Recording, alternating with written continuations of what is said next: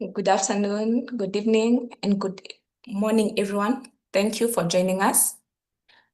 My name is Christine Mwangi. I am a research officer at IFPRI, working in the Nairobi office.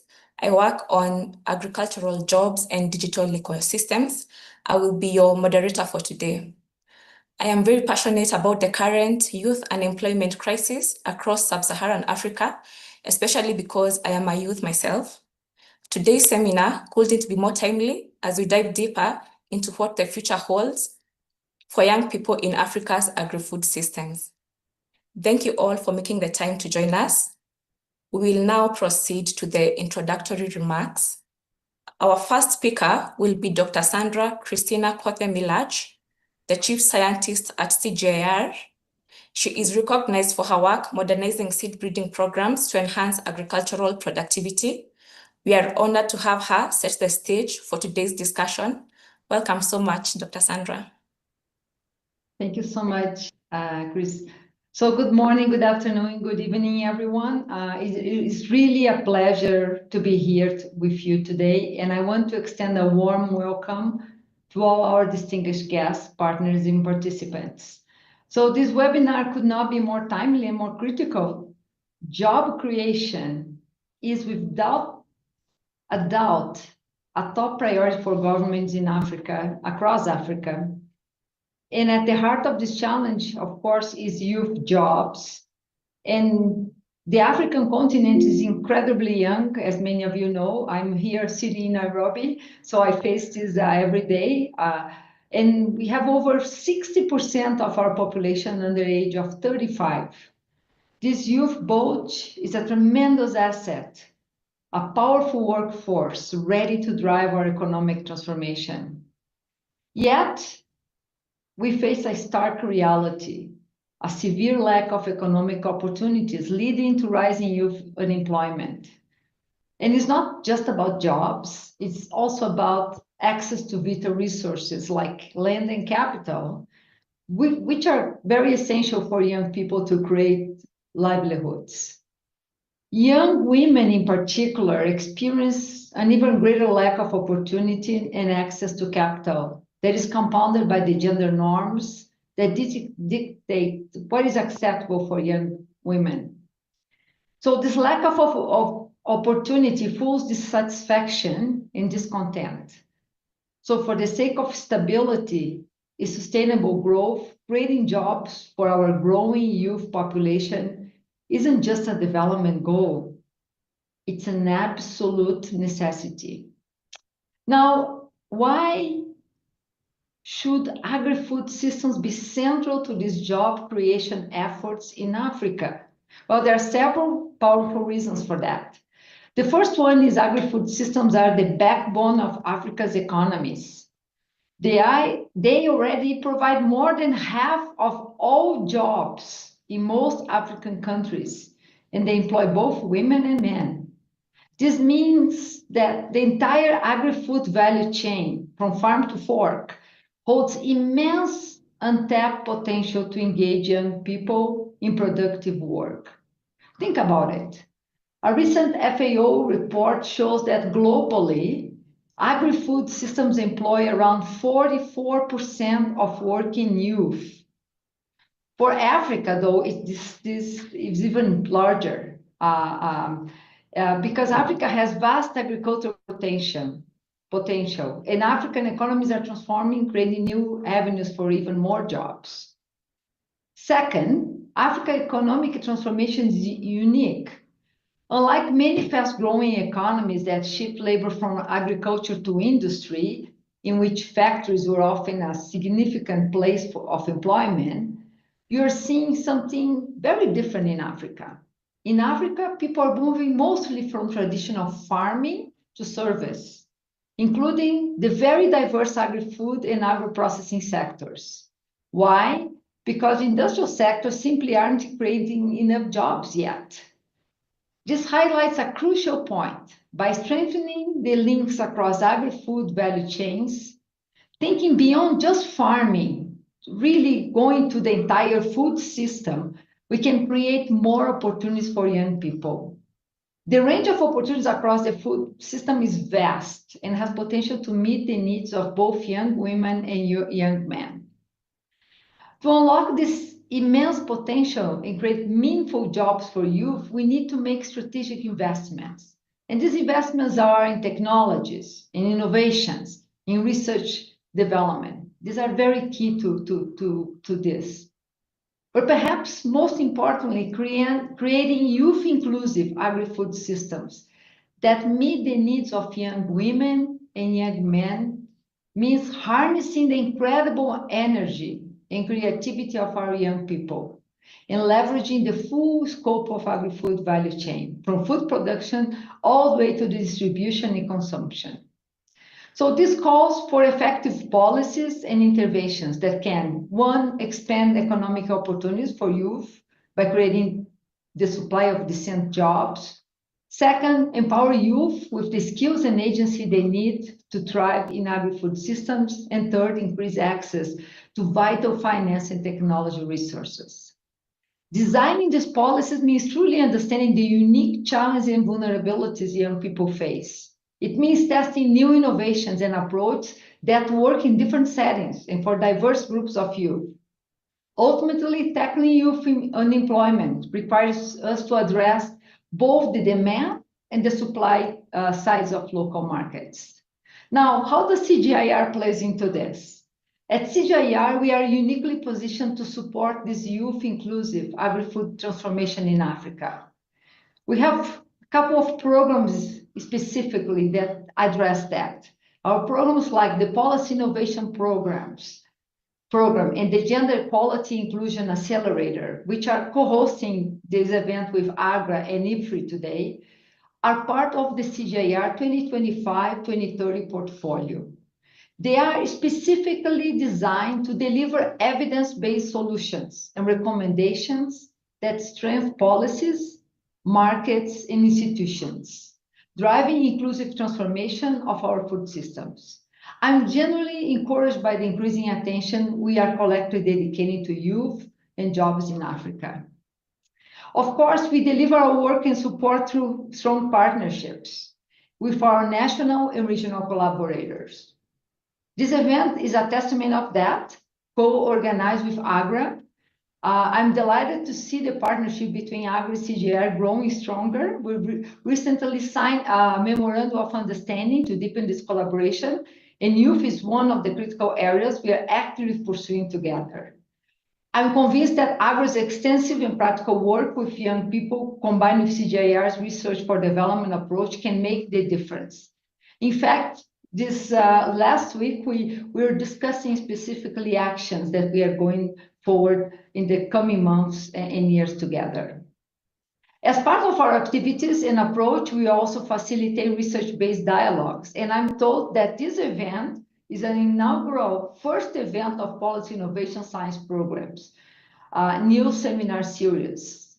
These events will be catered to global and national audience. The global events will be facilitated through virtual platforms to explore critical challenges and policy opportunities worldwide.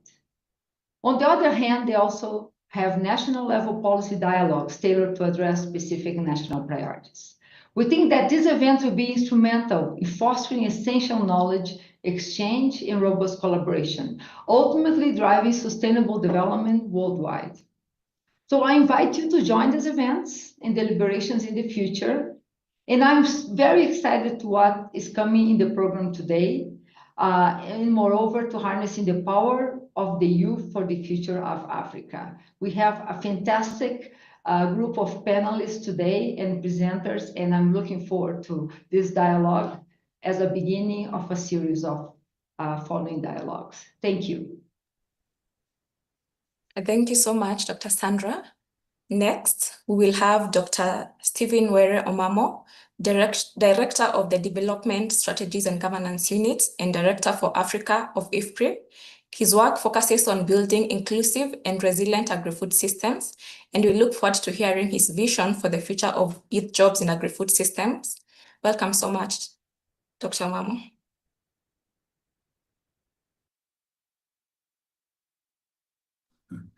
Thank you, Christine, and thank you, Sandra, for very nicely setting the stage for today's conversation. I'm delighted to speak on behalf of IFPRI and to join our esteemed partners, the CGIAR and AGRA, in welcoming you all and sincerely thanking you for taking the time to be here. We are most grateful. As Sandra highlighted, the urgency of youth unemployment really cannot be overstated. The regional and national actors have long understood the urgency of job creation for Africa's youth. At continental level, the African Union, through the CAADP Kampala Declaration and the CAADP Strategy and Action Plan for 2026 to 2035, explicitly commits to support for youth in agri-food systems. The Kampala Declaration explicitly reaffirms youth empowerment and job creation as integral parts of Africa's agricultural transformation. However, translating these continental and associated national commitments into action remains an important challenge, as reflected in the high levels of youth unemployment and evident youth dissatisfaction across Africa. At IFPRI, our work is fundamentally about providing evidence-based solutions to the world's most pressing challenges. And we feel that securing a prosperous future for Africa's youth is absolutely paramount among these challenges. For many years, IFPRI has been at the forefront of rigorous research into the dynamics of Africa's economies, food systems, and labor markets. Our work consistently shows that while the youth bulge presents a significant challenge, as Sandra rightly noted, it also offers an unprecedented opportunity if strategically harnessed. Our studies reveal that the future of youth jobs in agri-food systems is not just about primary agricultural production. Now, while farming remains crucial, there's no doubt about that. The most important growth opportunities we find for young people lie in the midstream and downstream segments of the value chain, in processing, in logistics, in marketing, retail, and in emerging agri-tech services. IFPRI's policy research consistently demonstrates that smart, targeted investments and enabling policies are critical. This means a few things. It means improving infrastructure and functioning of markets because roads, energy, and digital connectivity are vital to linking rural producers to urban markets and to enabling new agribusiness. It also means facilitating access to finance and land for young people who, as we know, often face significant barriers in accessing these vital assets.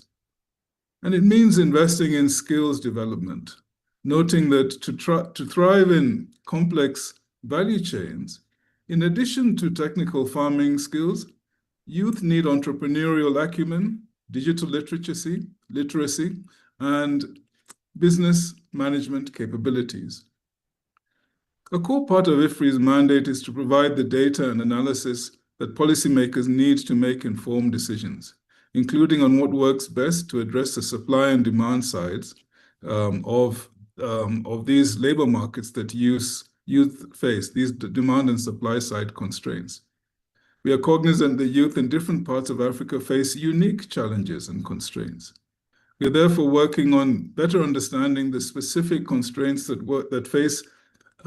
they face in different contexts, their aspirations, and the interventions that truly work. This means moving beyond assumptions to testing and generating empirical evidence to design programs and genuinely resonate with young people and yield sustainable results.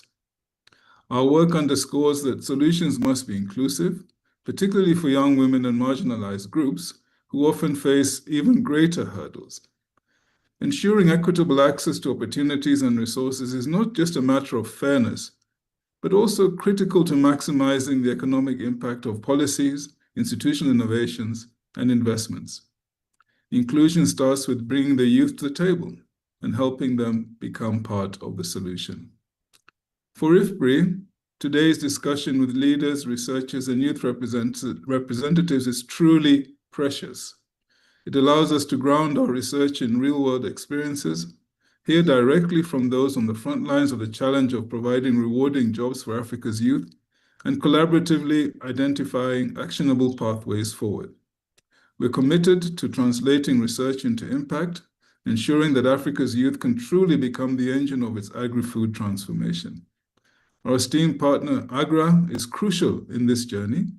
The new MOU between AGRA and the CGIAR and the associated joint action plan between AGRA and IFPRI represent excellent opportunities to significantly expand collaboration and impact. IFPRI is genuinely looking forward to the next steps.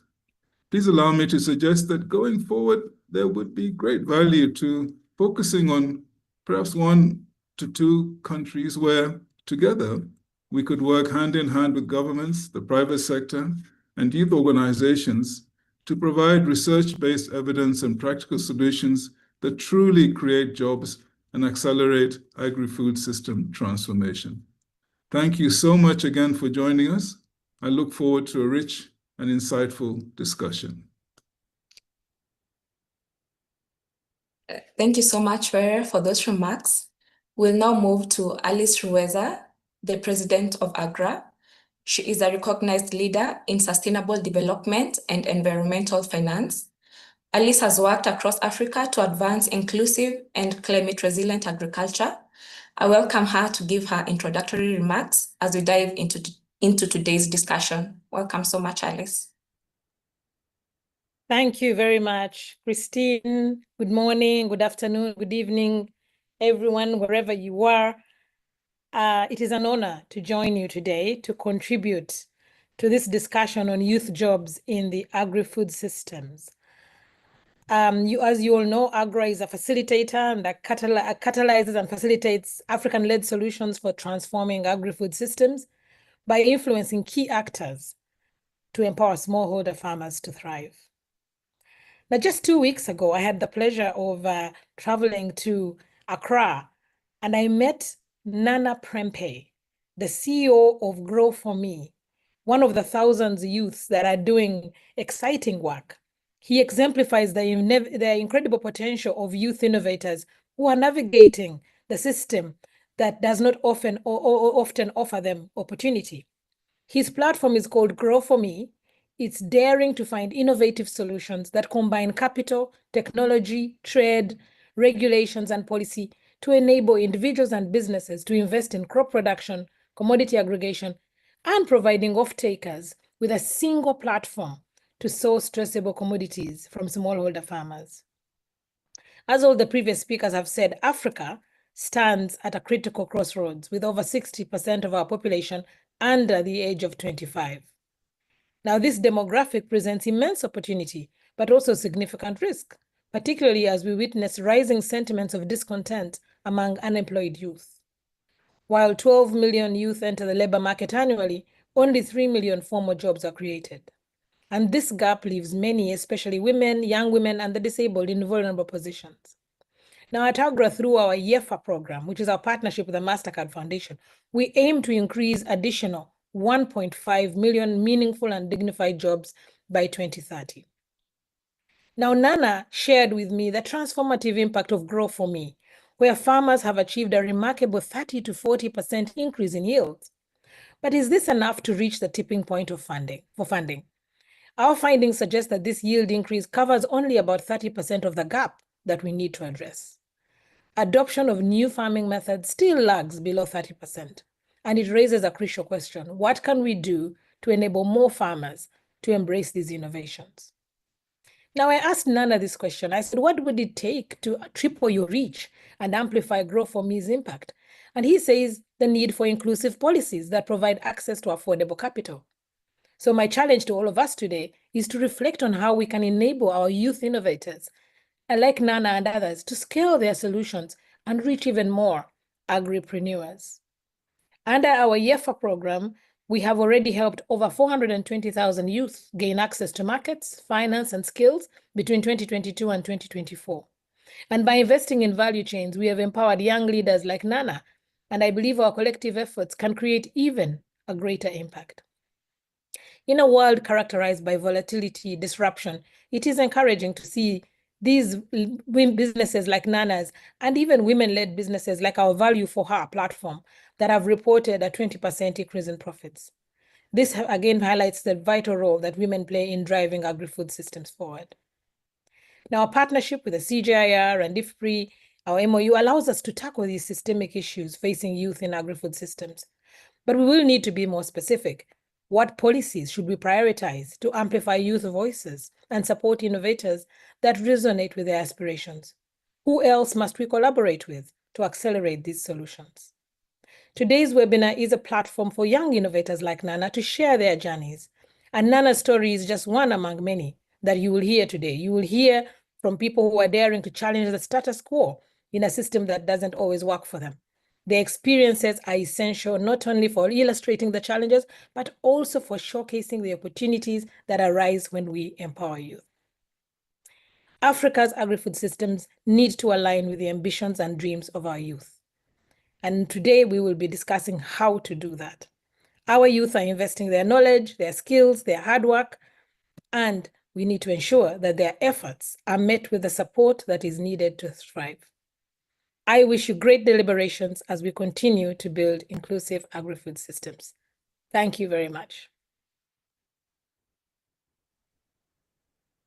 Thank you so much, Alice. Our final introductory remarks will be from Professor Hamadi Boga, Vice President, Program Delivery at AGRA. He has expertise in institutional development and agricultural policy across multiple African countries. I now welcome him to give his remarks. Thank you very much. Thank you very much.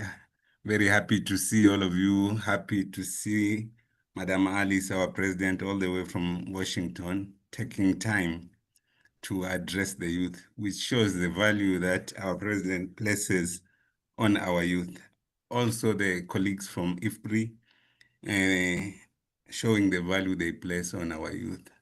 I think AGRA and IFPRI, or I know AGRA and IFPRI, if we work together in this partnership, looking at the agriculture sector together, and we are doing that in partnership because this is one of the great knowledge institution in the globe that has a good understanding of the agriculture sector and food system, and they have the tools that AGRA as an organization need as we engage policymakers, other stakeholders to fix some of the broken issues in the food system so that we can have food, we can create wealth, we can create work opportunities. A lot of questions are being asked by youth and by ourselves and by our stakeholders, because AGRA was formed in 2007. This means we are almost 20 years. Has it worked? Has it not worked? Part of it has worked. Part of it has not worked. And dialogue forums like this are critical for all of us to continue reflecting. So I know sometimes we come to these meetings exhausted in between other things. I hope we'll use this opportunity to know each other, to reflect, to look at the opportunities that are before us so that we can take them together, not for ourselves, but for the African people who are struggling with many problems, from climate to conflict to unemployment to poverty. And it's good work. And I believe this dialogue, the youthful team at AGRA, before we were all above 50, now we have a lot of youth, and we hope we'll have more youth. We want to push that thing down. I hope IFPRI can also model that so that the solutions that we will create them together, because the problems we are experiencing them together. And if we can combine the vibrancy of the youth, the knowledge base of IFPRI, the mandate that has been given to AGRA, I think we can achieve most of what we do. And I think this is a good start. And I joined, although Madam President was here, but I saw a great opportunity also to add a voice to her very strong sentiments. And since she has come, I think this partnership will grow and our connection will grow with the support of our colleagues and partners who also are seeing the youth problem in Africa.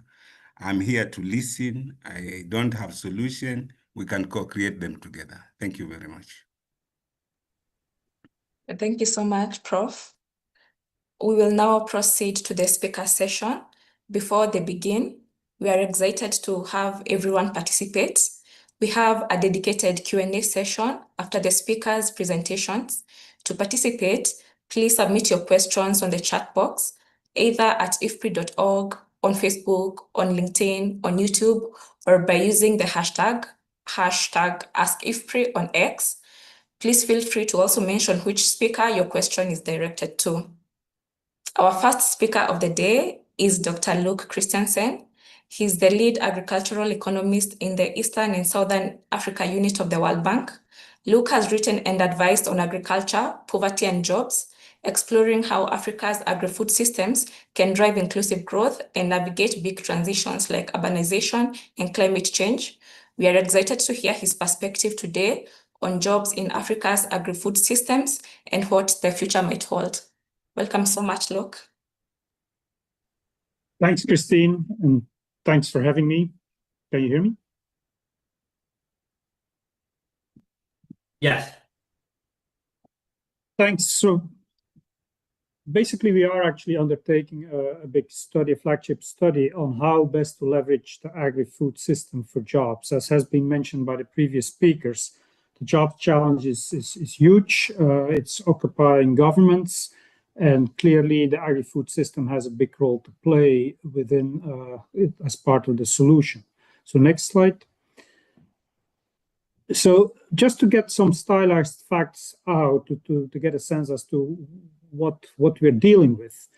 Globally, about a third of the labor force is actually employed in the agri-food system. In low-income countries, that goes up to 64%. And then it declines as countries develop to about 11% in high-income countries. But clearly, as you see, what happens to the agri-food system will be critical for any country's jobs agenda, either to help people get out of these jobs or to improve the jobs in the system itself. But whatever it is, and whatever happens in the agri-food system will be critical for their jobs agenda. In the second phase, or a second stylized fact, is what is actually the agri-food system and where are people employed in this agri-food system?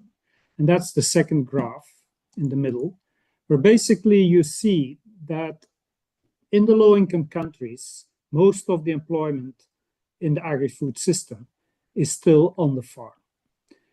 When you go up, about 10% is in what we call the off-farm agri-food system, which is basically agri-food processing. It's the distribution, the trading, as well as the food services. You also see that shift as countries develop. So in high-income countries, actually the majority is in the off-farm agri-food system, and about a third is in on the farm. So it's about brokering this transition and how best to do that.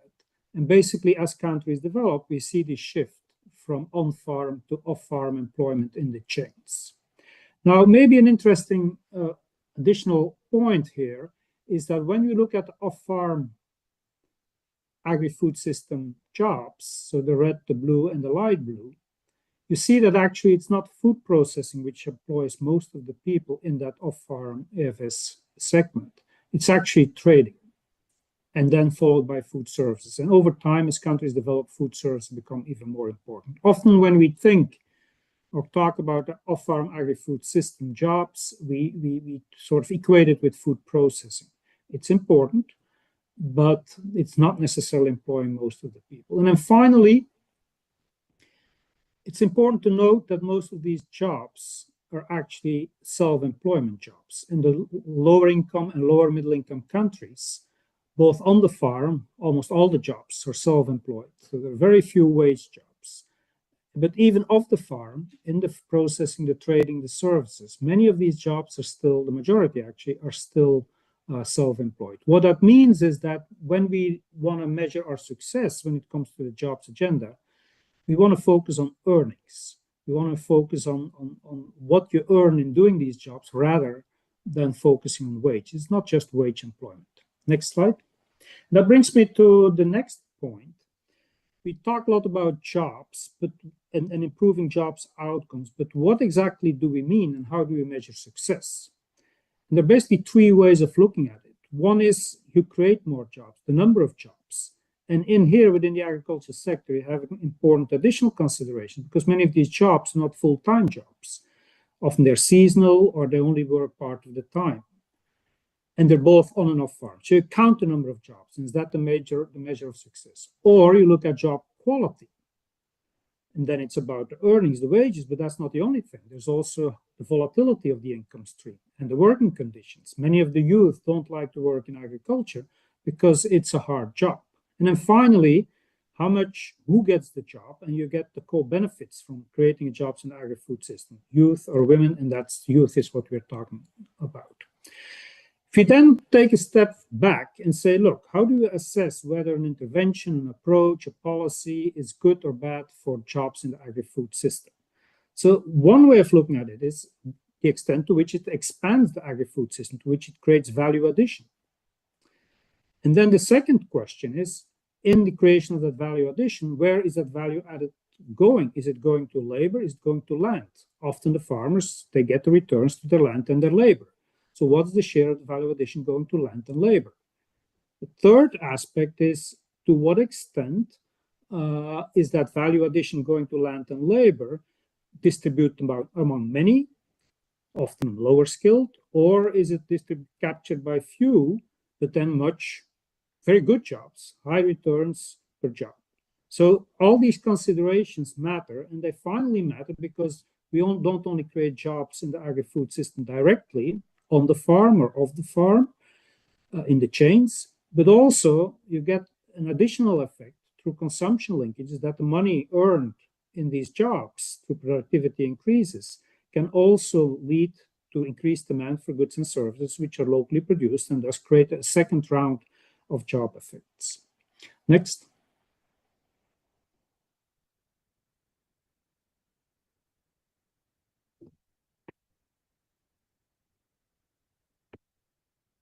Is there a next slide or am I out of time?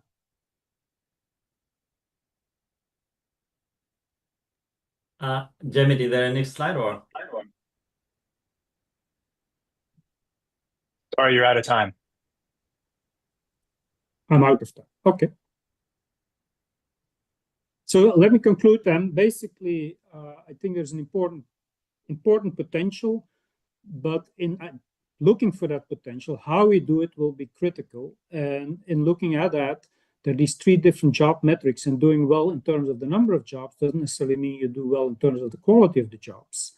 And there may be trade-offs, and it's important to also engage with these trade-offs. In addition to who gets the job, and this is what the discussion is about today, how can we make sure that more youth get access to the jobs that are generated? Thank you very much. Thank you so much, Luke. We'll now move to our next speaker, who is Dr. Kibrom Abay, a senior research fellow at IFPRI.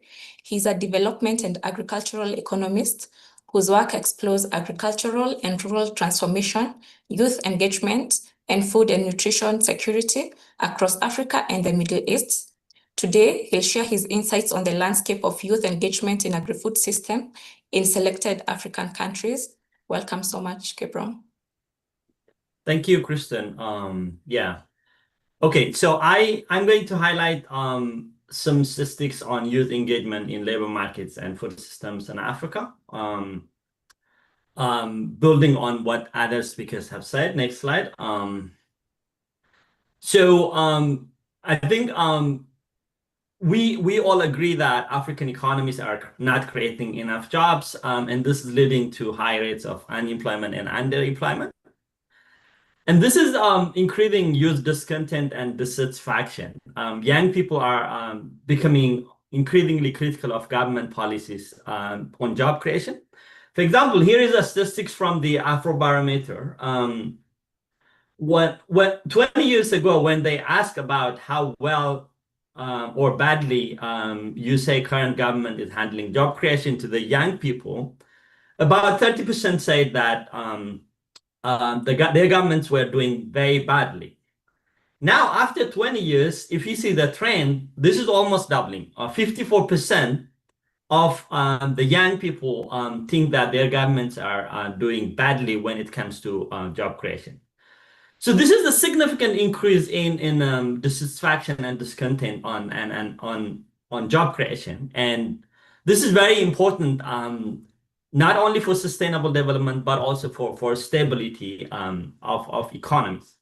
So that's why we are discussing and highlighting the urgency of youth unemployment in Africa. Now, next slide. The next question is, why are African economies not creating enough jobs, and where are we missing jobs? So here I brought two cases from Africa, very different countries with very different economic structure, Ethiopia and Kenya. If you see the Ethiopian economy, it's mostly dominated by agriculture, while service plays a major role in the Kenyan economy. What we see in both cases is the industry sector in Africa is not creating enough jobs. And this is what people call it premature deindustrialization, where the industry sector is not doing as we have witnessed it in several Asian countries, where structural transformation was leading to more jobs in the industry sector. So if you see here, the share of people engaged in the industry remains less than 10% in Ethiopia, and then about 10 to 12% in Kenya. What's striking is we don't see any improvement across time. So this is a 20-year horizon, and we're not seeing any improvement in expansion in that sector. So that is a very concerning and a critical challenge that we see. Next slide. Then the next question is, where are now the youth being engaged when it comes to the food system? And what we see, I think consistent with the previous speakers, what we see in the service sector in general and agri-food services hold potential, particularly at least when it comes to engaging the youth. What you see here is there is an increasing shift into the service sector from agriculture, particularly for young women. So whether these jobs are decent enough is an important question, as Luke mentioned. That is a different question. But when it comes to absorbing the youth bulge, what we see is young females are increasingly shifting from agriculture to the service sector, and agri-food services in particular play a major role in this. So these are important implications when we think about creating jobs. Next slide. With that, I'm happy to end my presentation by highlighting what we are doing as on youth when it comes to the policy program on CGIAR's policy innovation program. We're working with partners with a particular focus at one activity or under one of the areas of work. We have an exclusive focus on youth, and we are working closely with partners, including with AGRA, on how we can address major challenges and when it comes to youth here. So we're trying to address how African countries can harness demographic dividend associated with youth population, and how can African countries make agriculture more attractive to the youth, and how youth can be integrated broadly within the midstream and downstream value chains. And we're also trying to address how we can bridge, or what type of interventions can bridge the gap between education and labor markets. And of course, we're also thinking, considering and trying to address or at least generate evidence on how African countries can increase youth trust and civic engagement, particularly when it comes to their contribution to food system transformation. With that, I'm happy to stop here. Thank you very much. Thank you so much, Kibrom. We'll now move to Dr. Jessica Heckert, a senior research fellow at IFPRI's Poverty, Gender and Inclusion Unit. Her research explores youth well-being, gender dynamics, and women's empowerment in agriculture. Today, she'll share insights into youth aspirations and constraints in Nigeria and Rwanda, helping us understand what shapes young people's pathways in agri-food systems. Welcome, Jessica. Hello, everyone, and thank you so much for having me today.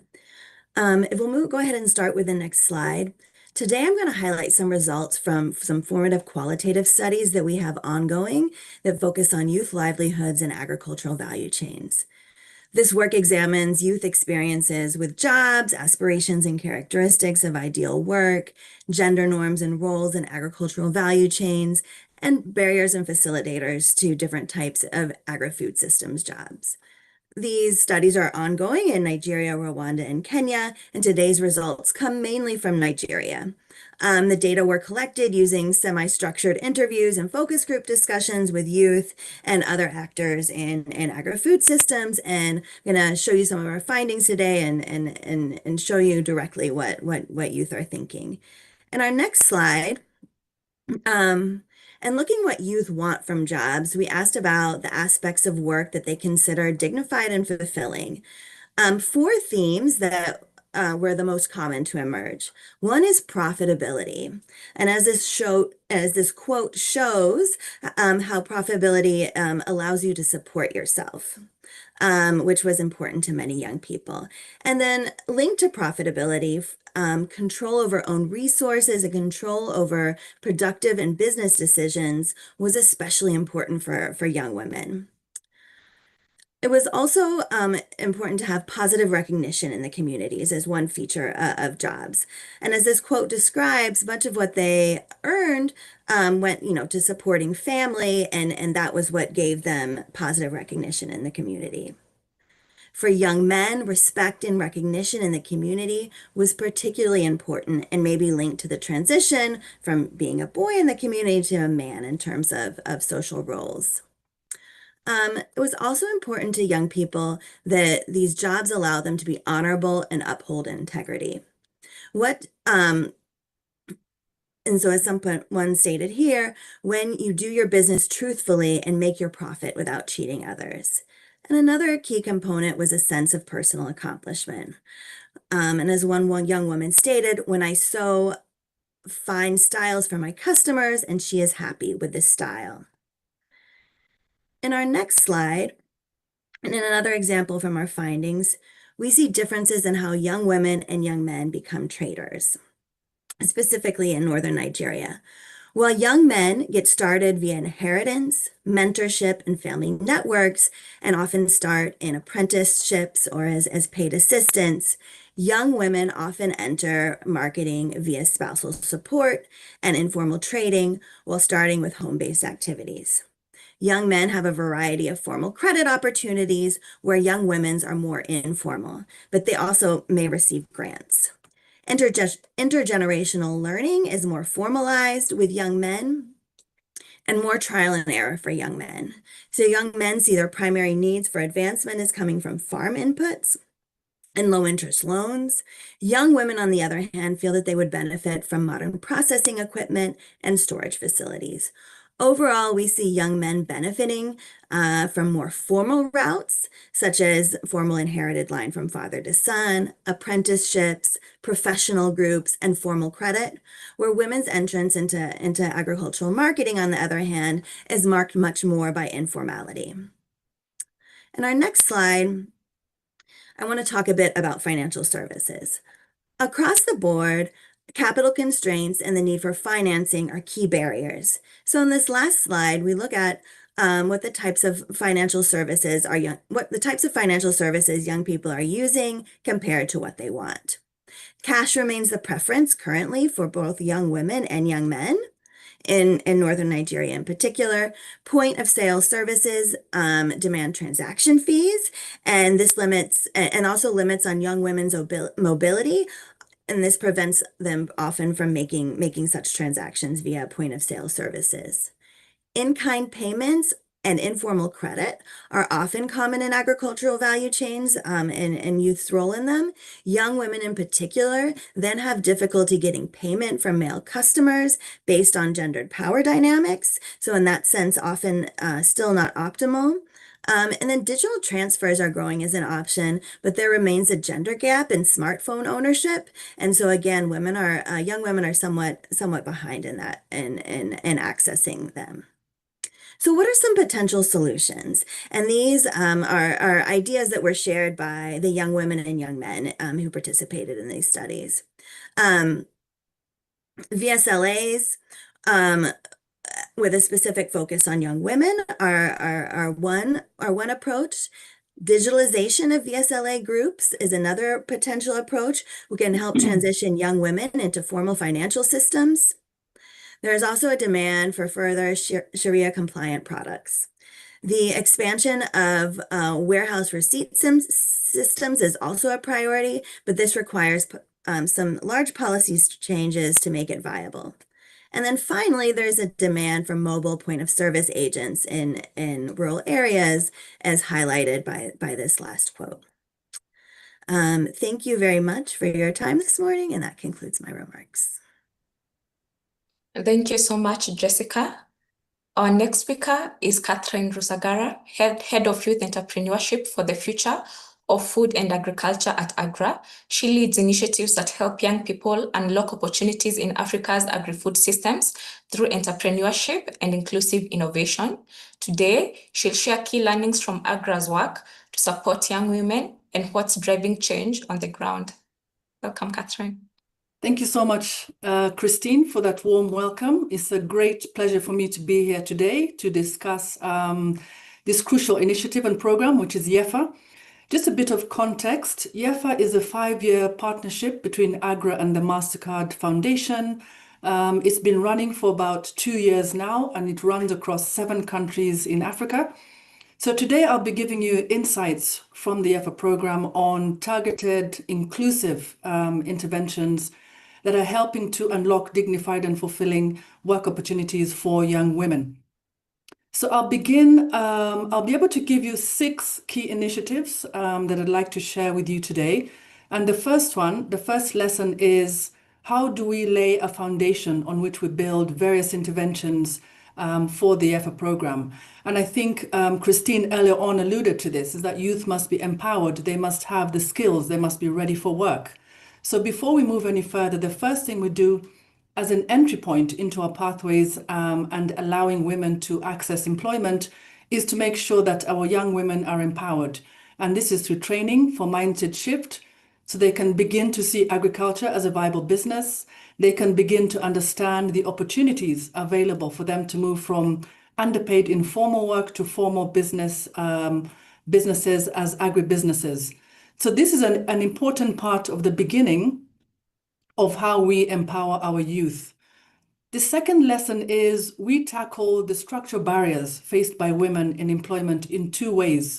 We tackle them from the continental pillar and also with our in-country interventions. I think it's absolutely critical that we not only have interventions in country, but we are able to build sustainable policies that will support sustainably long interventions for women, so that these are done across different regions, these are done across different countries, and these are done to support our in-country interventions. We also don't forget the climate smart assessments. We are currently plagued with a lot of climate smart challenges that we're seeing across the YEFA program. So a key lesson there is to take into consideration what are the climate vulnerability areas that we see across the countries before we begin programming, before we begin investing in different interventions. In terms of the third lesson, and I can't emphasize this initiative enough, or lesson, shall I call it, and this is the emphasis on designing specific interventions for women. We believe that one should not take a blanket approach. One should take an approach where you're designing for specifically the young woman in mind, understanding the intrinsic structural barriers that women go through. We make sure that we're designing for the context specifically for the woman. The way we begin a program design is to do an ecosystem mapping. This is not only mapping the context of the young woman in terms of opportunities, in terms of challenges, but it's also mapping to understand what other work is going on within the context that we could build on as the YEFA program. The other area that we found very powerful, that as you design the program, that we're able to embed male champions into the program to make sure that the young woman does have champions, especially at the community level. We'll often find males in decision-making positions at the community level, and if they're excluded from the program design process, then sometimes the program is not able to achieve the impact that is required. So the intentionality must be clear, the context must be clear, and the structural barriers being assessed must be clear as well. So access to land has been a structural challenge for quite some time and remains so between different countries. And we found that the solutions are coming from different contexts, and we apply different contexts and different solutions to different countries. We've had breakthroughs with intergenerational dialogue. In some countries, we're able to support the young woman to have discussion with her family and get allocated land. In other initiatives, we've been able to utilize a collective, which is the cooperatives, to buy land and then be able to access it as collectively. Access to markets, inclusive finance and trade have been embedded within the IFPRI program, and we've come up with great initiatives that include finance de-risking, using cooperatives to act as collateral as well. And my final lesson is really about ensuring that we include the youth in all the policy discussions that we have. We include them in participating in convenings, and that we're able to make sure that they're not only part of the process, but they also participate and take part. My final sharing with you is about a young lady in Malawi, and this is a case study that shows you the transition that she takes from training to joining a consortia incubation program, to being part of a cooperative and having village-based training, to going through to access markets and access to finance. And then finally, she's able to be a policy advocate. So this is an example of the training and the interventions that we provide young women, not only to equip them with income, but also to empower them.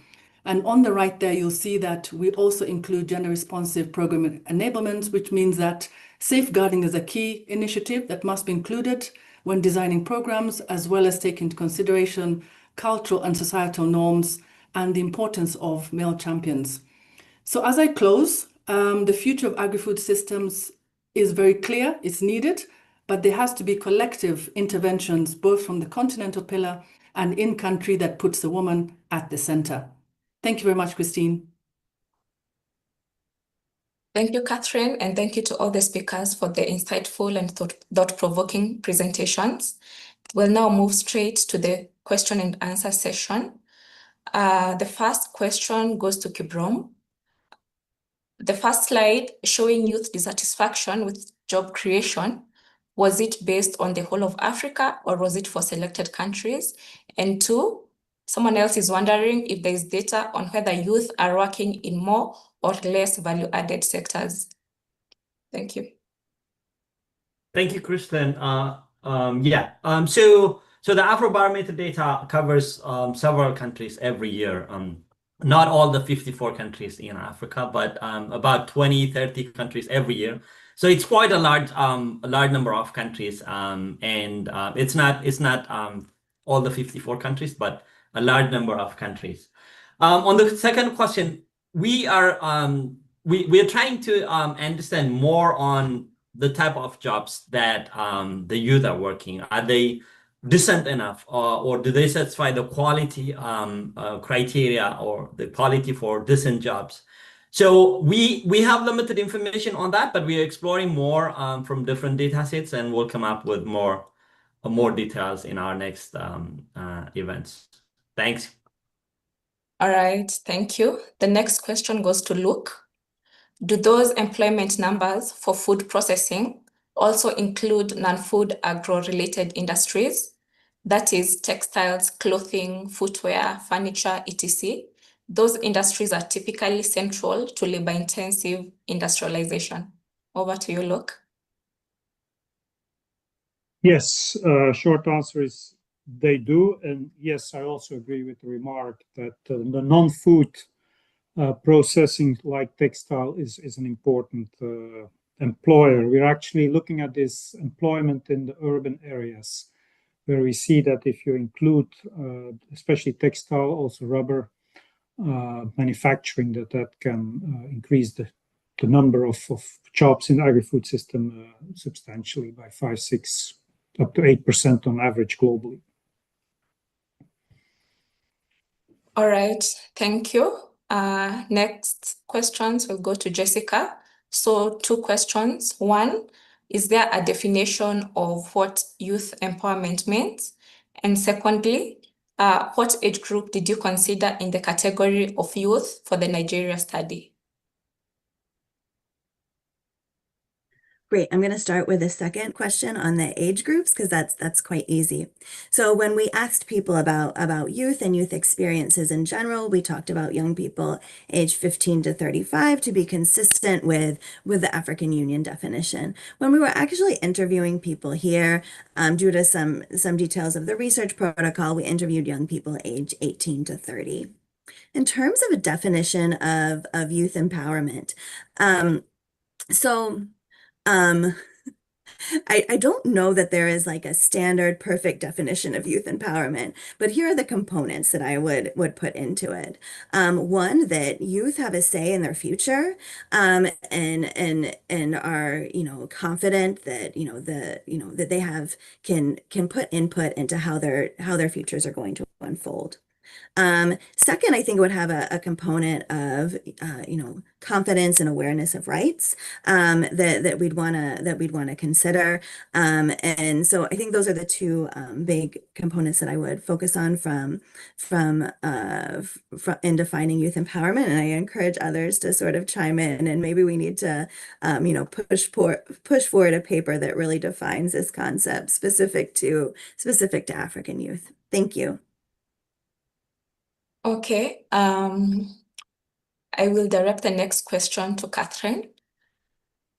So what do you see is the impact of the rise of AI in youth employment in African countries? So what's the impact of AI to the youth? Thanks, Christine. I think that AI is inevitable. It's upon us, and I think that the youth have fully embraced it. And I think that it's us within the ecosystem to be able to adapt our jobs and how we employ the youth, and also our systems and our different interventions.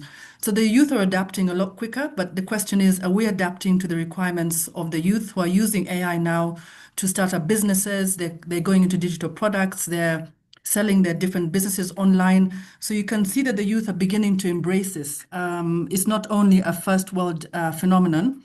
We're seeing this as well across the different African countries. And I think that we as collaborators or institutions have then to adapt to absorb the youth skill that is being built with different AIs. We're also seeing universities coming up with different degrees as well on the continent that's building this skill and absorbing for it. So we have to make sure that our jobs are also able to adapt to the skills that are being built to absorb that skill set within our economies.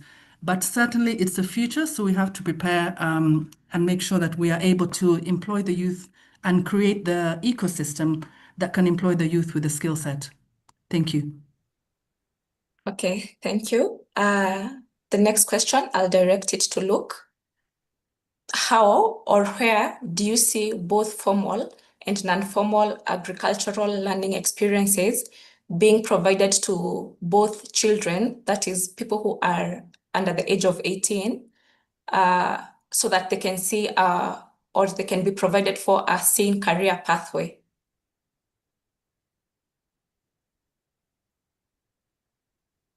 I think there are, I think in Kenya you have programs actually where they work in schools with school gardens, bringing basically the notion of agriculture. I don't know exactly what the program is called, but I believe there is a big program in Kenya. Maybe Christine, you know it. The 4K Club. Yes, the K for, yes. So that is one approach that I have heard of. Not sure what the effects are, that I haven't seen any evaluations, but other than that, I think it's important. We were basically going to be looking at skills. This has been mentioned a couple of times. If you talk about jobs, so skills for youth, what skills are needed, and then also about the programs, as you mentioned, as the person asking the question mentions, how can schools' curricula be adapted, adjusted, what particular programs can be put in place. But other than that program, I don't know of any particular. All right, thank you so much. And thank you everyone for all the questions that you have asked, and to our speakers, thank you for sharing the responses. Unfortunately, we need to wrap up the Q&A here. Yes, so next we'll move to the panel discussion. I am pleased to hand over to Nana Amoah, the Director, Gender, Youth and Inclusiveness at AGRA. She will guide us through this conversation and introduce our panelists. Welcome, Nana. Thank you so much, Christine. And it's amazing and lovely to hear the different insights from our presenters who came up front.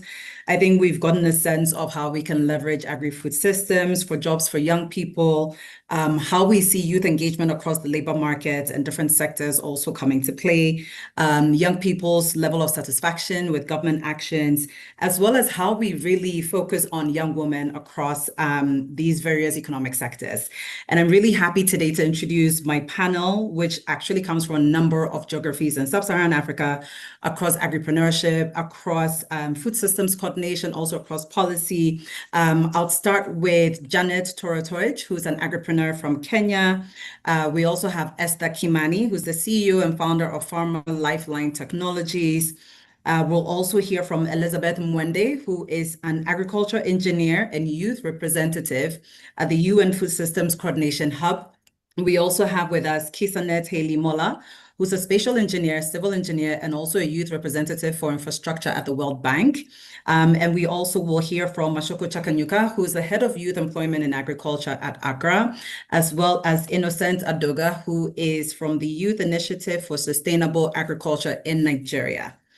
So let me start my first question to Innocent. Innocent, as someone who is leading a youth-centered organization in Nigeria, can you share a concrete example of how your initiative has successfully created jobs or income-generating opportunities for young people? And also just speak to what made it work and what you would advise others who are trying to replicate this. Okay, thank you very much, Nana, for the opportunity to be here. I bring all of you warm greetings from Nigeria. When we started the journey for Youth Initiative for Sustainable Agriculture about 13 years ago, there were very weak policies or limited policies that support young people's entry into the agribusiness space. And so it has to be more of a struggle. But what we did that was very strategic is that we have to create programs that aligns with the focus of government and different government agencies that have programs in agriculture. And then we also created our own youth-focused activities. So I will start by giving an example of programs that we developed to align with what government or government agency we're already doing and help us to create employment opportunity for young people in the agricultural space. The first thing to mention, we have a situation in Nigeria where our wheat production was very low compared to our national demand for wheat. You know, we were producing barely less than 300 metric tons. And meanwhile, the country was consuming about 3.6 million metric tons of wheat.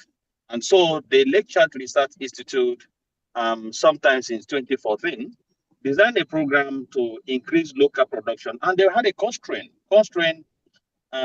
in assessing certified seeds that they can give to the wheat farmers.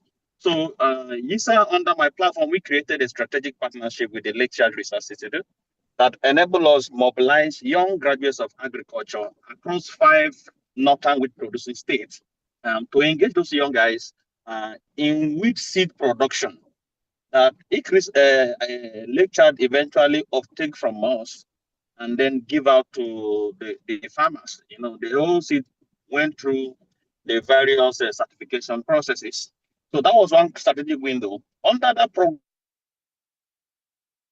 alone, we were able to engage northern states that engage in production of wheat seeds for the Research Institute.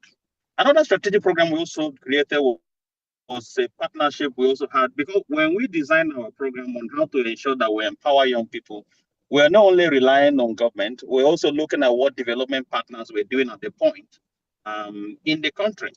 there were two programs that were very strategic. One was from USAID, that we went into collaboration and we got a grant to set up what we call YISA Rural Farm School. The Rural Farm School was specifically dedicated to empowering young people, training young people in the areas of aquaculture. Through that program alone, we were able to train 100 persons, 22 women, and 78 youths. We trained the youth on fish production from fingerling hatchery down to table-sized fish for the market. Then while we also trained the women on processing of those fish into smoked fish for the market. You know, going forward from that program, most of the women that we trained were able to take it as a business opportunity for themselves. So some of them continue smoking fish, not just catfish. Some went into smoking other forms of fish to ensure that they create revenue opportunity for themselves. Another strategic intervention we also did was to look at what was happening in the Nigerian seed sector, where we don't have enough certified seed, reliable seeds that can go to the smallholder farmers. And then on the other hand, we have several universities in the country that have courses in plant breeding and seed science. So we create a strategic program that we call Young Seed Agripreneurs Project. The idea behind that project basically was to ensure that we work with undergraduates of plant breeding and seed science to ensure that they multiply seed within the school system, that smallholder around the school community could also come to buy off from them. We started it and we selected about 50 young persons in two different universities, the Federal University of Technology, Mina, and then the Federal University of Agriculture, Makodi. What we did with that program is that they are already students who are studying plant breeding and seed science. So we work with them on seed multiplication, and that they were able to also learn whatever it is that it takes to be more practical. And it creates also a pathway for them that upon graduation, there were several of these young guys that were selected that eventually went into seed production on their own, you know, beyond the pilot scheme that we did in the university. So that was one of the strategic program that we did that created a job for young people. And they see the need, they see the importance, because whatever it is that we're able to generate as revenue on the course of that project, we distributed, the profit was distributed to the young person that participated in the seed production. So they also see it practically that upon their graduation, that if they go into seed production, it will be a good revenue earning venture for themselves.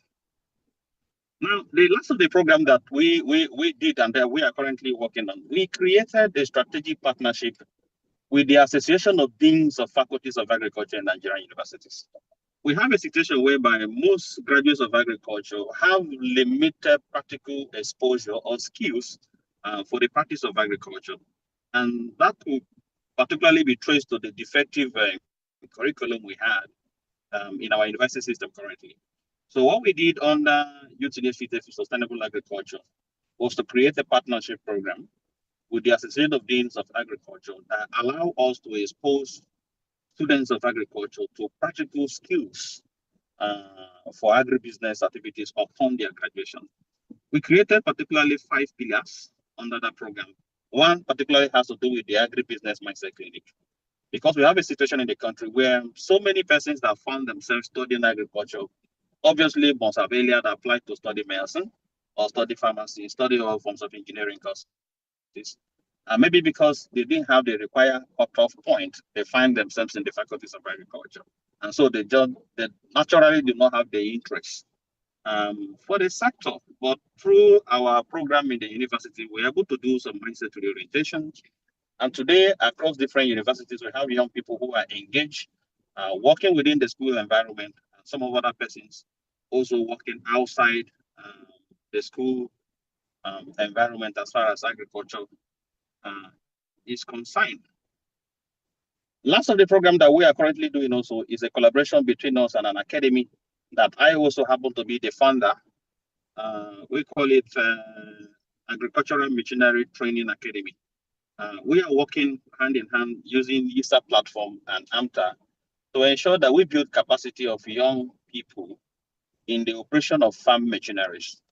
We are all aware that in Africa we have limited experienced operators and technicians for farm machinery. And that accounts largely for why most of the agricultural machineries we use in Nigeria or Africa generally breaks down so easily. So under this initiative, we have selected about 50 young persons that we are training on the operation of agricultural tractors, trying to build their capacity. And as soon as we conclude this training program for the young people, they will also be working on their own as tractor operators or tractor mates, and then generating good income for themselves. So these are basically what we have been able to do as far as agriculture is concerned in Nigeria. We understand that there are limited or weak policies that support our entry. So strategically, we have to align ourselves to what was already in existence in the country, and then to create new partnerships that we drive on our own, and then we into collaboration with different organizations to do. Thank you very much. I can see my time is up. Thank you so much. Thank you so much, Innocence, for that. I think you've been able to tie in a number of aspects together that also speaks to some of the experiences and insights we'll hear from our panelists.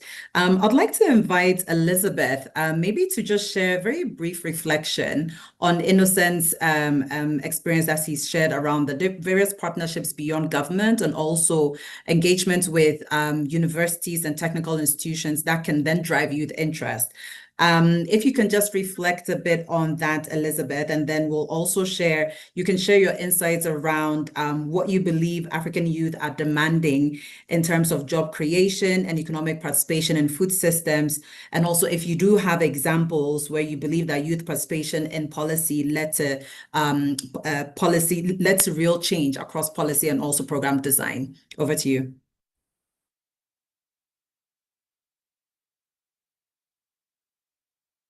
Thank you so much. It's been a good moment hearing my predecessors, the speakers who've gone before me, giving their experience on what they've been able to do. And actually listening on the experience in Nigeria, it's really encouraging to see such initiatives and the impact it's having. I cannot underscore the importance of making sure that we are engaging the youth who are also still in school, the learning institutions, such that we are not just targeting those who are out of school, because the youth brackets still includes them, 18 to 35. These are young people in school who have bright ideas, but they also need to be nurtured from early as the age when they are still in the universities, technical institutions, and also smaller learning institutions at the local level. So this has also been something that is replicated here in Kenya through, for example, initiatives by the YISA organization, which is the Young Professionals in Agriculture and Research Development Organization, as well as the World Food Forum, Kenya National Chapter, who have conducted campaigns and education programs within the universities. Coming to look at what do the youth in Africa demand for when it comes to job creation and economic participation in food systems. Well, in recent times, we've seen that the African youth are increasingly becoming vocal and organized in their demands. We are not just protesters. We are demanding for meaningful job creation and inclusive economic participation in food systems. Our demands as the African youth reflect both the urgency of Africa's unemployment crisis and the opportunity presented by transforming food systems to be more sustainable, inclusive, and youth-driven. Even though we are making all these demands to other stakeholders, you might have also realized that we, the youth, are also taking initiative through coming up with small businesses which are anchored on innovation. So examples of what we are demanding for as the African youth is one, decent and dignified jobs across the food value chain, where we are asking to see job creation beyond just farming. We want to see job creation in agribusinesses, in agri-processing, logistics, digital agriculture, and also food retail. Looking at agri-processing, it also serves the continent at large in reducing food waste and food loss. Two, we are calling for access to land, finance, and markets. because the youth usually face structural barriers to food systems. So we are looking into issues regarding securing access to land through youth-friendly land tenure reforms, and also affordable finance, grants, and tailored credit schemes, which would enable us to start and scale agribusinesses. Market access and also value chain integration is critical so that we can include the youth in market participation through public procurement policies that will favor the youth in their enterprises. 3, we're calling for skills development and education reforms, whereby we actually want to see reforms in the agricultural education and training, which is practical, entrepreneurial, and also digitally oriented. We are moving more from, doing things hands-on. We are moving into a digital economy. So we want things that are digitally oriented. We would also want to see an increased investment in vocational training and apprenticeship in agri-food sectors. Not all the youths will get the opportunity to go to the formal education processes through the universities and colleges. There are those in the vocational training institutes, and they should not be left behind. 4 is inclusion in decision-making and policy spaces, where we demand to see a representation of the youth in food systems policy development, implementation, and also monitoring. This can be through youth-led accountability mechanism to track investments and actions in food systems, whereby we are asking that all actors in food systems should recognize the youth as solution providers and not just as beneficiaries. 5, we call for support for youth-led innovations and startups. And finally, 6, we are calling for climate resilient and gender inclusive approaches, where we are advocating for climate adaptation and mitigation programs, which will create jobs while safeguarding our food systems, and also ensuring inclusion of young women and marginalized groups to help in tackling the barriers of gender and geography. You've also asked me a very nice question on things that I can highlight that are working on the ground. Examples where youth participation in policy or design has led to real change. Well, my predecessors have spoken about different countries. Please do allow me to mention something that I've seen in my own country, which is Kenya. So first of all, we've seen the youth in agribusiness who are partnered.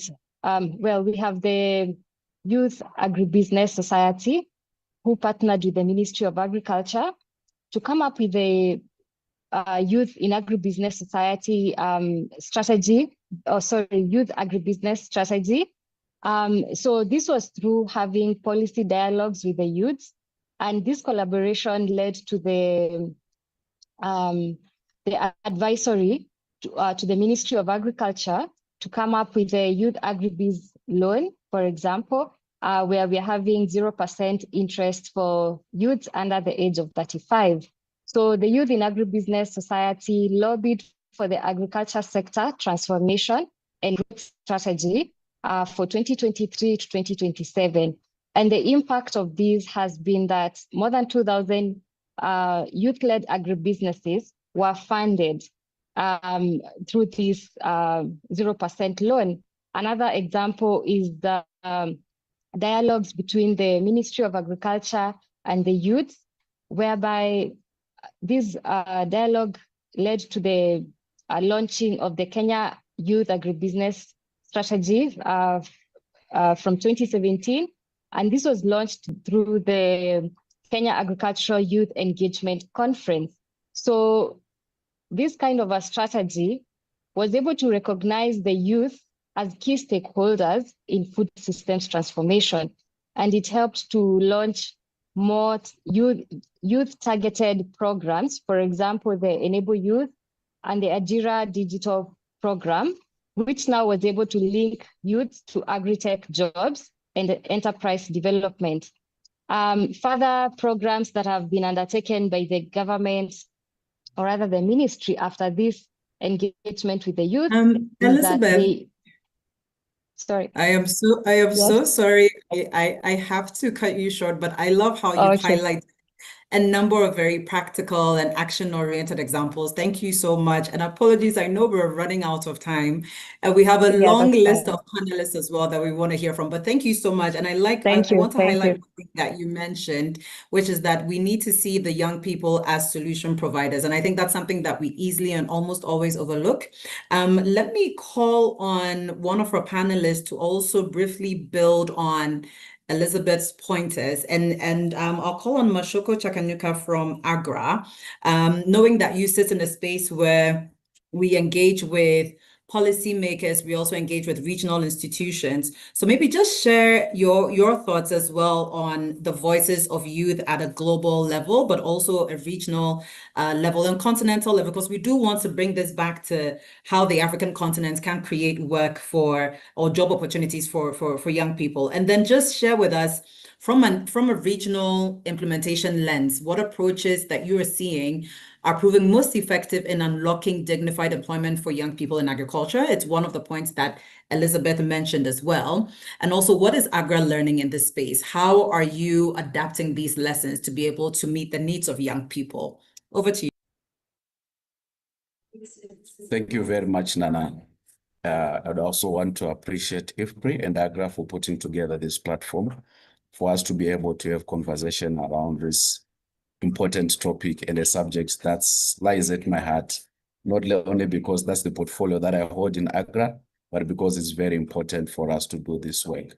To begin with your question around youth involvement in terms of policy, I would like to say AGRA as an institution, this is something that we hold dearly.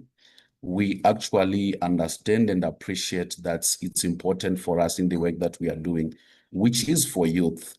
I recall in 2022, it must have been the Choga meeting in Kigali. The young people were saying, it's no longer nothing for us without us, but now it's nothing without us. So the bar has been elevated. So there's no way we are going to avoid young people in policy processes. But I just want to emphasize that we need to be able to capture youth perspectives, youth experiences, and youth aspirations, not only in policy development, in policy implementation, but also in the programs that we design. And as an institution, the way we do this is through working with youth associations and youth networks. At a continental level, we are working with the Consortium for African Youth in Agriculture and Climate Change, CGIAR for short. We are collaborating with them, even together with the African Union Commission, around some of the continental policy frameworks and how they are cascaded down or domesticated, if you are to use that speak. So this is a way in which we work at a continental and a regional level, but at country level as well. We are working and strengthening the capacity of national youth networks for them to be able to collect youth voices and present them even to the policy and decision makers. So it's a very critical area for us. But coming to the second question that you have raised around what are we seeing and how are we as an institution involving ourselves in terms of creating work opportunities or employment for young people. The first thing is to acknowledge that AGRA as an institution, we are working together with others to transform the food systems on the continent. And therein lies a great opportunity. We know that food systems, expansive as they are, they create an opportunity for young people. Then on the other hand, we do have young people that are fully capable. I always tell people that in the history of mankind, this is possibly the most educated cohort of young people that we've ever had. And if you want to add again, the most globally connected cohort of young people that we have ever had. So there are things that are working in favor of the young people. Then we have food systems that are there that presents opportunity. But these opportunities are not always apparent. It does not mean that there are no constraints for young people to be able to tap into them. And even the young people themselves, they also have certain capabilities or capacity gaps or skills that need to be strengthened. So what we're really doing as an institution is to amplify the opportunities in the food systems and build the capabilities so that at the intersection, young people will be able to create or acquire work or employment or entrepreneurship, if you like. So our work is really built around three sort of areas. Area number one, we strengthen entrepreneurship. We acknowledge, and obviously, I'm sure all of us are in agreement in terms of the entrepreneurial spirit that the African youth has demonstrated. It spans across the entire continent. And as an institution, we have recognized this and we've teased this out as an area of support. So we do strengthen youth entrepreneurship. We have a flagship initiative that's called the Generation Africa, whose sole mandate is to strengthen the ecosystem of youth agripreneurs. We appreciate and understand that that journey of entrepreneurship is not an easy one. It needs support from various partners. So we do that. And obviously the level and the kind of support that we provide differs due to scale.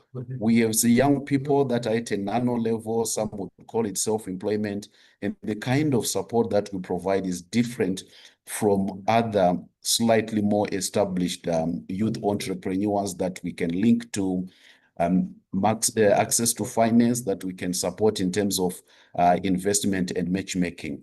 But secondly, we also still continue to do system building work, cognizant that supporting a youth entrepreneur is one thing, but there are other systemic barriers that might limit the success of the individual youth entrepreneur. Innocent spoke very well about seed system work that they are doing in Nigeria, and that's just but one example. But for you to have a thriving seed business, there are certain things that needs to be done in the background, if I could call it that. Things like establishment of early generation seed. These are things that ordinary people in the street will not see. But AGRA works to build systems that enable that early generation seed is available before we can then get the commercial or the certified seed that we see in the shops. Last year in March, I traveled to Kigali. I met a young woman. She's currently involved in development of potato seed. She trained as a physiotherapist, but a passion led her into the trajectory of agriculture. When you look at a business, it's one thing to support her to get all the money, the capital that she may require. But there's another component, which is at a systemic level. If you look at extension, one might think it's not related to a business, it's not supporting a business. But when you think of the manner in which you create awareness and ultimately demand for certified potato seed is through extension system. So as we build these systems, we are actually supporting the young entrepreneur. I usually call it cultivating the ground so that the young entrepreneurs can succeed. The other area of opportunity as well that we have noted as an institution and we are playing a big role relates to some of the transboundary opportunities that exist. And this plays into the area of agri-trade. Our own research has shown that if you look at the informal cross-border traders, up to 65 and some sources actually say up to 75% of the traders are youth and young women. So there is actually scope for us to support these young people. And what are we doing in that space?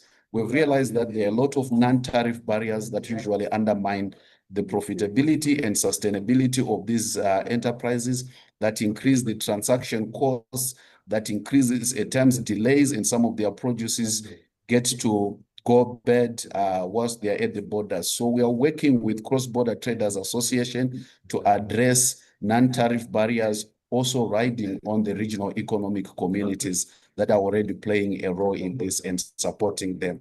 I will pause at this. I see the director is looking at me. Thank you. Thank you, Majoko. I was trying to use my body language to let you know that time was up. But thank you so much for highlighting again how all of these components come together within the system. And I think it's where AGRA really plays a critical role across agri-food system space, linking all of these components together, how trade regulations and trade barriers affect the opportunities that are available for job creation, how the linkages between literally farm to fork can enhance the ability for us to create work opportunities for young people across the sector. So let me ask another of our panelists, Esther, if you can also just share your brief reflections on this, and then maybe share with us, because you come from the position of being an agripreneur and most importantly, a youth tech entrepreneur. Tell us a bit about your story. What have been the critical enablers that you have leveraged, and also what kind of challenges have you had turning those ideas into impact? And what do you think? What kind of support do you believe that young agri-tech innovators like you would need the most? Wow, thank you, Nana, for such an elaborate question. I'm Esther Kimani. I am the founder and CEO at Farmer Lifeline Technologies, founded in 2020. And the reason why I do what I do, I have grown up in a farming community, and I have seen firsthand what farming means in rural farming communities. And I saw the devastating effects of crop pests and diseases that affected our livelihoods. And I was fortunate to be the only girl from my village to go to university, and I studied computer science, which was by then termed as a very tough STEM course. And that formed a point of responsibility for me to go back and impact farmers from such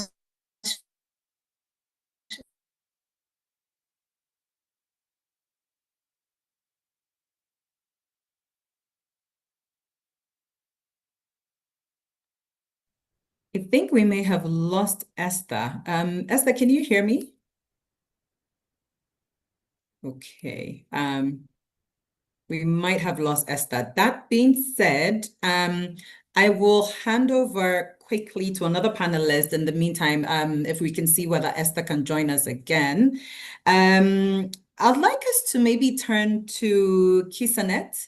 Kisanet, if you're still with us, please do turn on your camera so that at least we can ensure that we are engaging with you. Awesome. So Kisanet, you have the background of an engineer, and you have a perspective from the World Bank, which is actually a very great interaction for you across food systems, especially with the presentation that we saw around how we're linking agri-food systems to the industrial sector and being able to create jobs. So from your perspective, and that's from a policy and government financing perspective, because the bank does give resources to governments. And we also saw that young people are increasingly dissatisfied with government's contributions to job creation. So from a policy and government financing perspective, what role do you feel institutions like the World Bank can play in creating an enabling environment for youth employment in the agri-food sector? And also, if you have a success case from your engagement and work at the World Bank, can you share that with us? And let's see how we link all of this together and bring it to life for what the future really holds for jobs in the agri-food sector for young people. Thank you so much, Nana. Can you hear me? Yeah, okay, great.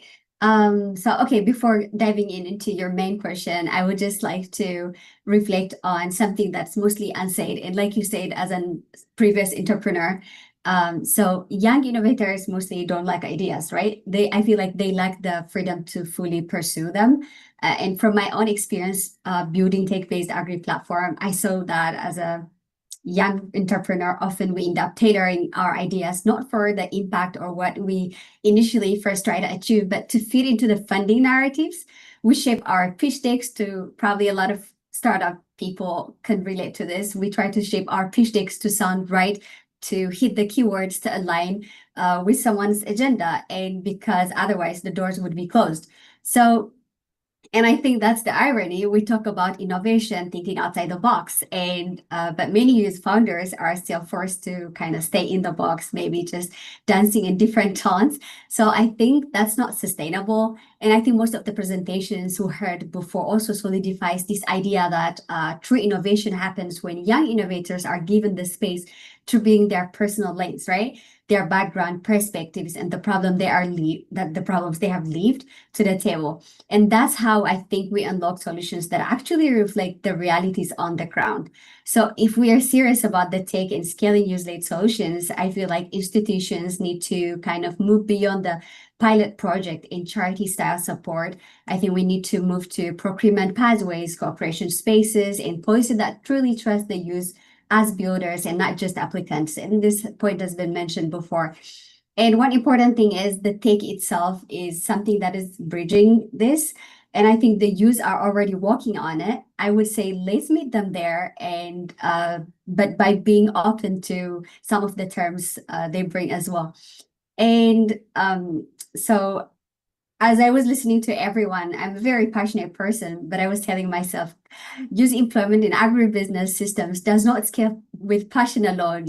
And then that comes back to your main question about the policies. I think it scales with policy consistencies, long-term investments, and systemic coordinations. And we've been saying across Africa, more than 60% of the population are under 25. This has been the abstract and the main introduction of the event as well. And yet most youth are not engaged in employment, education, or trainings.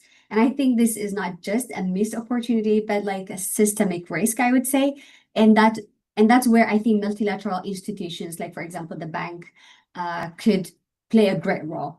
We can help, for example, in building infrastructures, the digital backbone, and policy support that turns fragmented systems into like engine of inclusive growth. And beyond that, I think we need to invest in what I call the invisible infrastructure, like skill systems, data ecosystem, and use financial models. In other words, capacity building, capacity building, capacity building. And coming back to some of the examples I would like case studies I can highlight are in countries like Ethiopia and Mozambique, we're supporting programs that combine rural roads, logistics hubs, and transport policy reforms to reduce food loss and also improve market access. These programs are now explicitly asking, how do we include youth? And I think that's fundamental. And in Nigeria, for example, the FADMA program income gain for beneficiary reached over 60%. And in some cases, even more, actually. I was doing research and I was super interested. This kind of results show that I think what's possible when capacity building are embedded in long-term capacity, in long-term these agricultural support systems. And also in Ethiopia, for instance, we are exploring a rural infrastructure and how rural infrastructure can be paired with use-led logistics, agro-processing, and climate-smart agribusiness zones. And the lesson here is the policy-level financing must create space for the use, innovations, and not necessarily compete with it. And that said, most use-led solutions still live outside the form of the system. And I feel like we have a responsibility to bring them in, not just through grants, but through procurement opportunities, incubation partnership, and upstream policy engagements. And I think I've seen this firsthand, like I said before, the barriers were not ideas really, they were mostly infrastructure, finance, and recognition. So to conclude, I think we need to mainstream the use in national food and agriculture strategies, pair hard investments, the road market with like training and finance, and most importantly, trust the use as cooperator of policy and not just as beneficiaries. And I would say the bank, we are kind of seeing a shift, but we need to go farther and faster and turn the wave that we have now because it's a great opportunity. Thank you so much. Awesome. Thank you very much. And I think there is a resounding message that the youth are contributors to this transformation that we want to see in the agri-food system space. I absolutely agree with you on mainstreaming youth and policy conversations, especially policy level financing, because that's where we see a lot of the work with government, but also with private sector coming in.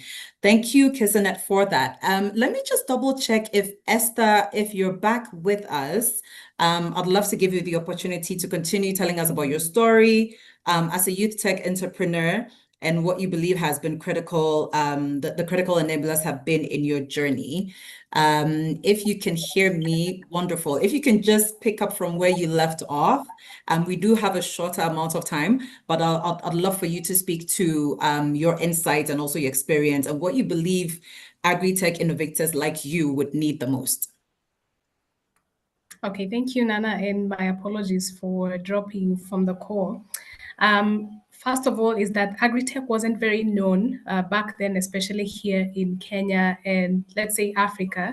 So one of the greatest support that I think the ecosystem requires is policies or frameworks like the Startup Act that certain countries have that I can mention. But to go back a little bit to what we do, we are using solar-powered cameras to detect pests and diseases on the farm.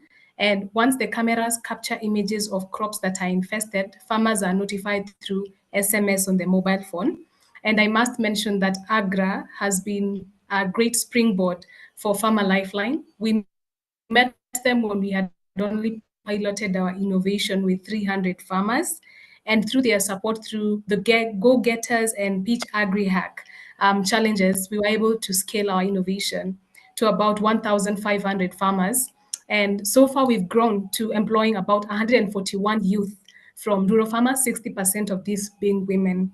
So this only highlights what private sector can actually do when it comes to supporting the startup ecosystem. And as I was mentioning earlier, there are some unfavorable business environments that have really discouraged youth into venturing into something like agri-tech or even agribusiness in general. For example, long periods of time when it comes to registering of businesses. I'll just give some brief data. Like Equatorial Guinea, a youth would be required to raise maybe $300 to about $1,200 to register a business, and it will take about 45 working days for them to get that business registration up and running. In Senegal, they cost about $1,000, $1,000 to $1,400 for business registration. In Somalia, about $900. And when you look at that, it discourages our youth even from registering a business. Yet we know that businesses offer some of the best and most effective platforms for integrating youth into the labor market. So I do feel that that is an area that needs to be looked at. And we can borrow from countries that are actually doing this so well, like Rwanda, for example. Business registration is free. And they actually have this act, the Rwanda Startup Act has this ecosystem where the youth that are registering their businesses do it for free within 24 hours of registering. They get payment from the government to facilitate them. You know, they're doing something that is worthwhile and they need to be cushioned. So they also get some payment even from government. They get 5 years VAT exemptions. They get government credit guarantee. And you can only imagine a youth in that kind of an environment against someone who is paying about $1,200 to register a business within 45 working days. The two cannot compete on the same platform. One has more constraints as compared to the other. And I think it's good that we can borrow from such countries like Rwanda. And I can give also an example like Tanzania, the Building a Better Tomorrow program that was specifically for youth in the agri sector, where they've enrolled youth who have applied for the program. They give them land, they train them even on how to certify their production to also access new markets. And not only that, they're able to tap finances from the African Development Bank, the World Bank, AGRA themselves, IFAD. And you can think about youth in such ecosystems against a youth who is doing this individually in another country. And you can see that there are spaces that we can create or can influence to help the youth build more businesses, which will help us absorb more youth into the labor market, whether, as we said, it's in production or it's in the services. Like for myself, I'm in the agri-tech sector. And my vision is to empower 1 million smallholder farmers from these rural communities by 2030. And we are well on our way with about 150,000 farmers. But when I look at the partnerships that even such a meeting has, I can only imagine what it could bring if we all came together to support such an initiative by Farmer Lifeline and other startups as well, with the finances, the networks, the introduction to partnerships that can help us scale our innovation. maybe I can conclude by this is at Farmer Lifeline, we've also rolled out a new technology called FarmSnap. So FarmSnap is an AI diagnostic tool where a farmer is able to take a picture of their entire farm, leave alone the applications that only capture a crop. Farmer Lifeline now with the FarmSnap can capture a whole farm. It reaches the nearest device, that is the camera that we have installed, and they can get diagnosis right on the spot. And not only that, continue conversing with the diagnostic tool regarding their farming. We've already rolled this out, but we need to do this at scale. So when I look at all of us present here, we all hold the potential to scale such innovations and many others by the youth to transform the agri-food sector. Yeah, thank you, Nana. Okay, thank you so much, Esther. Thank you. I think you're doing an amazing job there. And I hope that very soon we can all get more insight into FarmSnap and then see how it works and make sure that that's also something we can scale. So I'm happy we're ending our panel with, you know, voices from agripreneurs and youth that are doing this on the ground. And I'd like to invite our last panelist, Jeanette. If you can also share with us, because you're coming from a background of being an agri-entrepreneur and farmer, and just share with us and tell us, you know, what you think the agri-food system in Africa needs to do to show that there is increasing return on investment in the sector for young people. I think we've heard multiple narratives from different perspectives on why young people are not getting into the sector. If you can just highlight a bit with your experience, and especially focusing on young women like you, what is it going to take? If you have any success stories as well around this, please do share that with us. And I'm sure the audience will be very interested and happy to hear about your experience. Over to you, Jeanette. Thank you, Nana. I hope you can hear me. Thank you, CGIAR. Thank you, IFPRI and AGRA for welcoming the farmer perspective on this conversation. First thing for me is we have to shift the narrative for it to show that there is a return on investment on whatever we are doing. For example, for women like me in farming, is we have to change the perspective from the look that agriculture is more of a manual job to a smart job. Apologies, give me a minute.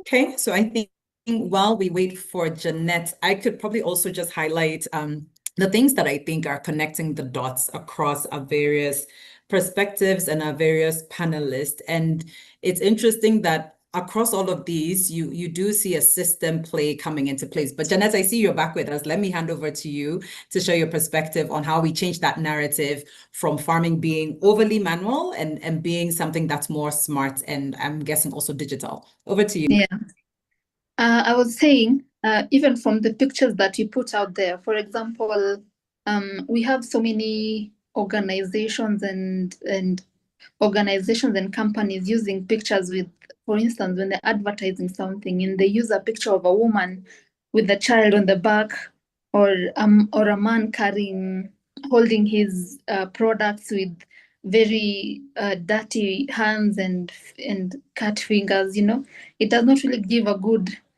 picture of how of how we can convince a young person to get into agriculture. And then the second thing is we also need to highlight more successful stories. For instance, I'll give myself as an example. I starting as a traditional African vegetable farmer. You just with hardly half an acre to right now doing 30 acres. I have not been able to do it myself. I have had people holding my hand. And to this point where I am today is I am an influencer, I am a mentor, and I do field farm trainings at my farm where I hold trainings with young people, young farmers and women who come and we sit down and we chat and talk about all our challenges, and the impact that we have seen is we have so many of other farmers in their farms who are doing much better and who are very happy from the results of what we did last year. The second thing is we can create gender smart support system. I went to Uganda last week. I work with YISA as well as an ambassador for the company, and part of the farms that we visited, we had people who come to showcase their products and their partnerships with the government. And the first thing that I saw is I was so amazed to see that they have coffee trees that are gender friendly.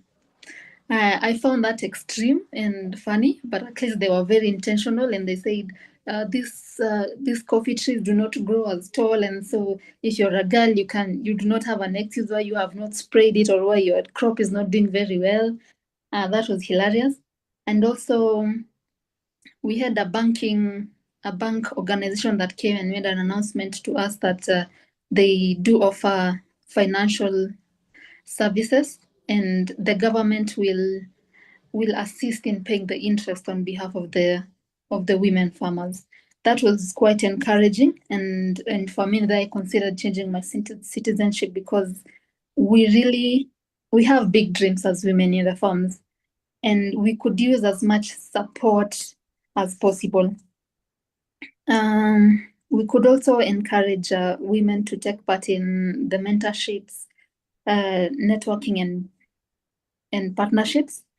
For example, myself, I have working with YISA, I have been part of the YISA Leadership Academy, where you are taught a lot of things on how you can run your business, on how you can take care of the money, of how you can keep records, everything that you need to know, including soil health, including regenerative agriculture. And that is part of the knowledge that you're not able to learn in the classroom. Yeah. So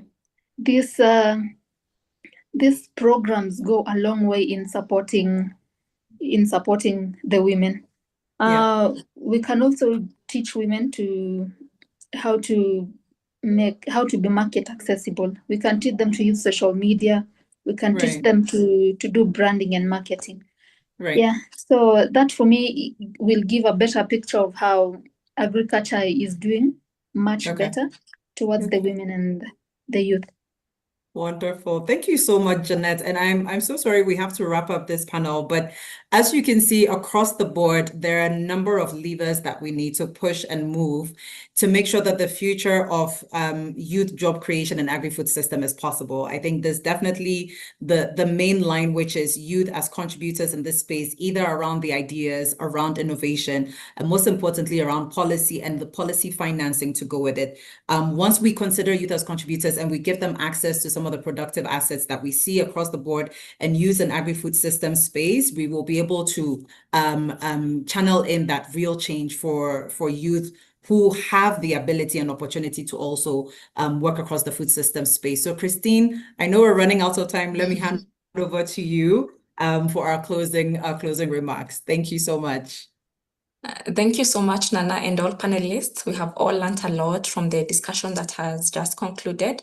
We'll now move over to the closing remarks. Our first speaker is Dr. Clemens Brisinger, a senior research fellow at IFPRI. We are pleased to invite him to share his reflections as we conclude today's discussion. Welcome, Clemens. Thank you, Christine, and everyone. It's very encouraging to see today how research and listening to the voices of the youth can inform development policy and programs. For example, we have heard, among others, the potential of jobs in agri-food systems. A lot off the farm, more processing is needed, and that can also help spur the broader structural transformation of African economies. Also underscoring the importance of the private sector involvement and improving business environments. When designing policies and programs, we also need to make sure not only to talk about the number of jobs, but also the quality of jobs and the co-benefits, particularly important differences between men and women. The important voices of youth that we have heard today highlight profitability, return on investment, the recognition of the work that we all do, the integrity and sense of personal accomplishment were mentioned as important. Access to land, affordable finance, training, including vocational training, support for startups, but also giving youth more voice in the policy-making process came out loud and clear. Not only is the issue of youth employment timely and urgent, it also takes place in a rapidly changing global and jobs environment. Just think of the changing geoeconomics, the role of AI, etc. Importantly, in that context is also the shifting funding environment for development. We need to focus a lot more on domestic resource mobilization for the programs and investment that we do, a stronger role of governments and private sector, and the urgent need for more effectiveness when it comes to public spending and development aid funds. We have seen today how research can inform the design of policies and programs to make them more effective and impactful. The CGIAR and IFPRI, with our tools and networks, stand ready to continue to create such critical evidence together with our partners. Today's event is only the start. We look forward to deepen and expand our collaboration on youth and jobs using tools like impact evaluations, political economy analysis, modeling, and others with AGRA, national governments, youth organization, and other partners. Thank you very much, and I'm looking forward to that collaboration. Back to you, Christine. Thank you so much, Clement. We'll now move over to Dr. Els Lokutoro. She is a feminist economist and a science officer with the CGIAR, Gender Equality and Inclusion Accelerator. We are honored to invite her to share her reflections today on today's discussion. Welcome, Els. Thank you, Christine. So thank you for this webinar. Unfortunately, I cannot consider myself youth anymore. But by listening to and by including young men and young women in studying the challenges and opportunities and in designing solutions, I'm confident that we can accelerate youth engagement and jobs in food, land, and water systems. And to me, the two key questions are, what are the jobs in agri-food systems that young women and young men aspire to, and will provide them with those prosperous and fulfilling livelihoods? And then for us, secondly, what is needed through research for development, through policy to support young women and young men in successfully transitioning into those jobs, in fulfilling their aspirations, and in realizing their potential as change agents for more resilient and equitable food systems. So as we move forward, I'd like to echo the emphasis that many of you put on three key issues. Now, we must continue to keep front and center when we address those questions. And one is the diversity of young people. We need to recognize that youth are not a homogeneous group. Their needs, their aspirations, their challenges vary widely, and gender, in particular, remains one of the most significant determinants of difference. Hence is why I think it's useful to refer to young men and young women rather than youth as one group. Also, in many cases, intersecting factors like, for instance, socioeconomic class, location, disability, create additional difference among young people. We should take that into account where relevant. Secondly, the structural nature of the barriers they face. Many of the gaps and challenges confronting young women and young men stem from deep-rooted systemic barriers that are linked to gender, to intersecting forms of disadvantage. And something we learned very clearly from gender research is that if we don't tackle those systemic barriers, such as normative constraints, lack of voice, inequitable access to resources, we'll only treat symptoms and we will not achieve lasting transformative change. Thirdly, the importance of representation and inclusion.